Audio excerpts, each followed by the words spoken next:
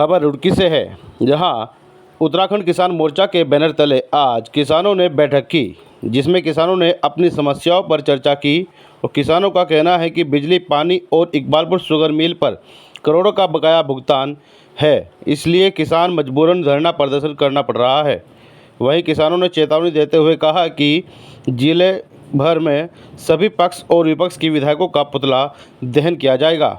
किसानों का कहना है कि जिले के विधायक किसानों की समस्याओं पर कोई ध्यान नहीं देते, जबकि कई बार अवगत करवा चुके हैं।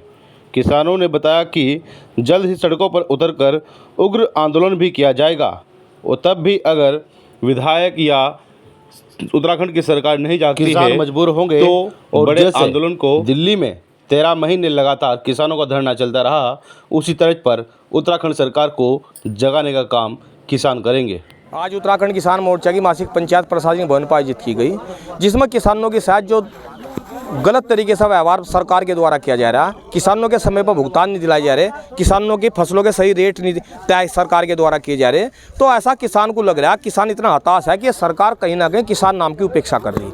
अगर सरकार किसानों की उपेक्षा करेगी तो किसानों को कहीं ना कहीं एकजुट होना पड़ेगा और जागरूक होकर एक मंच पाने के बाद इस सरकार की आंखें खोलने के लिए सड़कों पर उतरने को बाध्य होना पड़ेगा। उसी को लेकर आज किसानों ने अपने रणनीति तय करी और 15 दिन के बाद गेहूं कटाई, गन्ना बुआई के बाद किसान गांव-गांव जाकर किसानों को जोड़ेगा, एकजुट करेगा और उसके बाद इस सरकार के खिलाफ सड़कों पर उतरकर आंदोलन करने को बाध्य होगा। लगातार किसान चाहते हैं सरकार किसान जो कहा जाता है रीढ़ की हड्डी है देश की। सरकार ये चाहती है कि इस देश की खेती किसानी खत्म हो जाए। इस देश की सरकार का प्रमुख एजेंडा कि किसान को इस देश से खत्म करना। ये किसानों की ज़मीनें जो हैं ये बड़े उद्योगपतियों को दिलवानी और बड़े उद्योगपतियों को दिलवाने के बाद कारखाने लगवाकर सरकार किसानों को बेघर और बेजमीन करना चाह रही।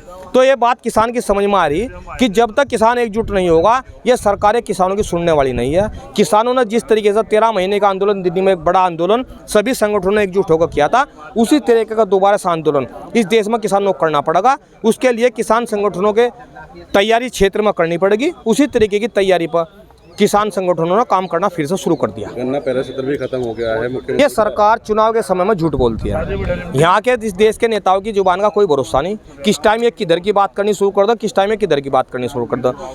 राज्य में 4 बार, एक साल में 4 बार गन्ने के रेट, उसके बिजली के रेट बढ़ाए जा रहे हैं और गन्ने का रेट 5 साल में एक बार बढ़ रहा है, तो झगड़ा तो होगा ना। कहाँ तक देगा किसान बिजली का रेट जब 5 साल में गन्ने का रेट नहीं बढ़ाया जा रहा है इनके द्वारा। तो झगड़े की जो असली जड़ है, झगड़े की तह तक जाने की जरूरत है। किसान इन सरकारों से मांग तो कुछ और करो और ये दें कुछ और चुनाव के टाइम पर।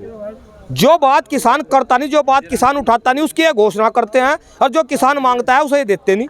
किसान केवल एक चीज मांग रहा है, इनकी फसलों का उचित दाम और समय पर भुगतान। मुख्यमंत्री जी आए थे, उन्होंने जो घोषणा की थी 20 रुपये काउंटर बढ़ाने की, तो क्या वो भी लॉलीपॉप दे रही? लॉलीपॉप आपके सामने 1 रुपया भी नहीं बढ़ाया गन्ने का। मतलब ये सरकारें झूठ बोल रही है। ये उत्तर प्रदेश की तर्ज पर गन्ने का रेट तय करती हैं और उत्तर प्रदेश की तर्ज पर जो किसानों को उत्तर प्रदेश में 12 की बिजली फ्री दे रखी, वो यहाँ पे दे नहीं सकते। उसके लिए कहा हमारे पास संसाधन नहीं है। तो आपके पास संसाधन केवल किसान को लूटने के हैं, केवल लूटने का, किसान को खत्म करने का आपके पास लाइसेंस है। तो इस तरीके की जो बातें सरकारों के जो झूठ हैं, ये किसानों के बीच में जाकर उजागर करे जाएंगे और इसका समाधान किसान संगठन सड़कों पर उतरकर सरकारों से कराने को मजबूर कर देंगे सरकार को।